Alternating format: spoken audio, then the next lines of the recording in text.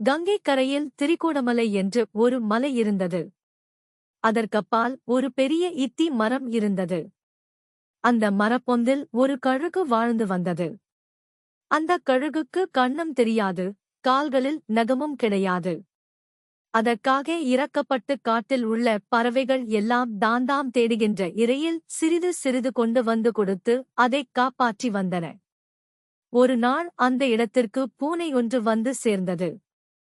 அது பறவைகளின் குஞ்சுகளைப் பிடித்து தின்னும் நோக்கத்தோடுதான் அங்கே வந்தது. அந்த பூனையைக் கண்டதும் அங்கிருந்த பறவை குஞ்சுகளெல்லாம் பதை பதைத்து கத்தின. கண் தெரியாத அந்த கழுகு ஏதோ கெடுதல் வந்துவிட்டதென்று துடித்து அந்த குஞ்சுகளைப் பார்த்து, ஏன் பயந்து கத்துகிறீர்கள் என்று கேட்டது. இதற்குள் அந்த பூனை தந்திரமாக நாம் பிழைத்துக் கொள்ள வேண்டும் என்று எண்ணி கழுகின் முன்போய் நின்று கொண்டு, ஐயா, வணக்கம் என்று கூறியது. நீ யார் என்று கழுகு கேட்டது. நான் ஒரு பூனை என்றது பூனை. நீ இப்பொழுதே இந்த இடத்தை விட்டு ஓடிப்போய்விடு. இல்லையானால் உன் உயிர் போய்விடும் என்று கழுகு எச்சரித்தது. ஐயா கழுகாரே, முதலில் என் கதையைக் கேளுங்கள். அதன்பின் நீங்கள் என்மேல் கோபித்துக் கொண்டாலும் சரி. சாதி வேறுபாட்டை மனத்தில் கொண்டு மற்ற பிராணிகளைக் கொல்லுவதும், சாதிக்கொரு நீதி என்ற முறையில் உபசாரம் செய்வதும் நேர்மையான முறையல்ல. அவனவன் கொண்டுள்ள ஒழுக்கங்களைக் கண்ட பின்பே எது செய்ய வேண்டுமோ அது செய்ய வேண்டும் என்று பூனை கூறத் தொடங்கியது. நீ இங்கு எதற்காக வந்தாய்? அதை முதலில் சொல் என்றது கழுகு. நான் கங்கைக் கரையில் வாழ்கிறேன். நாள்தோறும் கங்கை நதியில் உடல் முழுவதும் அமுழக் குளித்து சாந்தராயணம் என்ற விரதத்தைச் செய்து வருகிறேன். நீர் மிகுந்த புண்ணியவான் என்று கேள்விப்பட்டேன். அதனால் உம்மை பார்த்து போகவே புறப்பட்டு வந்தேன். ஏனெனில் வயது முதிர்ந்த அறிவாளிகள் எங்கிருக்கிறார்கள் என்று கேட்டு அவர்களிடம் தர்மோபதேசம் கேட்பது ஒருவனுடைய கடமை என்று தர்ம சாத்திரம் படித்தவர்கள் எல்லோரும் சொல்லுவார்கள். உம்மிடம் அரங்கேட்க வந்த என்னை நீர் கொல்ல நினைத்து விட்டீர். இது சரியா? பகைவர்களும் கூட தம்மை அடுத்தவர்களுக்கு நன்மையே செய்வார்கள். பகை கொண்டு தன்னை வெட்ட வருபவனுக்கும் மரம் நிழல் கொடுத்து களைப்பாற்றும்.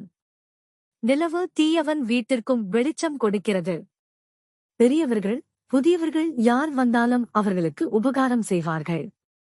எவனொருவன் வீட்டிற்கு ஒரு விருந்தாளி வந்து முகம் வாடி திரும்புகிறானோ அவன் வீட்டு புண்ணியத்தை எடுத்துக்கொண்டு தன் பாவத்தை அங்கே விட்டு விட்டுச் செல்லுகிறான் அந்த விருந்தாளி என்று சொல்லுவார்கள் ஷூட் என்று பூனை சொல்லிக் கொண்டிருந்தது.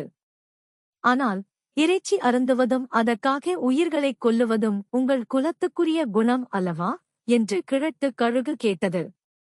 சிவ சிவா, என்ன தீய உரை! பஞ்சமா பாதகத்தில் பெரிய பாவம் கொலை பாவம். அப்பாவம் செய்பவர்கள் தீய நரகம் அடைவார்கள். அறநூல்கள் பல அறிந்துள்ள நான் இத்தீய கொலை தொழிலை விட்டுவிட்டேன். நல்ல பழவகைகளை உண்டு வாழ்கின்றவர்கள் பாவச் செயல் செய்யப் போவார்களா என்று பூனை தன்னைப் பற்றி உயர்வாகப் பேசிக்கொண்டது. கழுகு கடைசியில் அதை நம்பியது. பூனையும் தன்னோடு இருக்க அது இடம் கொடுத்தது. பூனை பிறகு கழுகுக்குத் தெரியாமல் மெல்ல மெல்ல நடந்து சென்று இளம் பறவை குஞ்சுகளைப் பிடித்து தின்று கொண்டிருந்தது. நாளடைவில் தங்கள் குஞ்சுகளைக் காணாமல் பறவைகள் தேடத் தொடங்கின. இது தெரிந்தவுடன் பூனை அங்கிருந்து ஓடிவிட்டது. தங்கள் குஞ்சுகளைத் தேடி வந்த பறவைகள் கழுகிருக்கும் பொந்தருகில் வந்து பார்த்தன. பூனைதான் கொன்று தின்ற குஞ்சுகளின் வெள்ளெலும்புகளையும் சிறகுகளையும் கழுகு பொந்தின் எதிரிலே போட்டு வைத்திருந்தது. அந்த எலும்புகளையும் சிறகுகளையும் கண்ட பறவைகள் கழுகுதான் தங்கள் குஞ்சுகளைக் கொன்று தின்றுவிட்டது என்று நினைத்து கோபம் கொண்டன. எல்லாமாகக் கூடி அந்த கழுகைக் கொத்திக் கொத்திக் கொன்றுவிட்டன. குணம் தெரியாமல் யாருக்கும் இடம் கொடுக்கக்கூடாது என்பது இதனால் நன்கு விளங்குகிறது.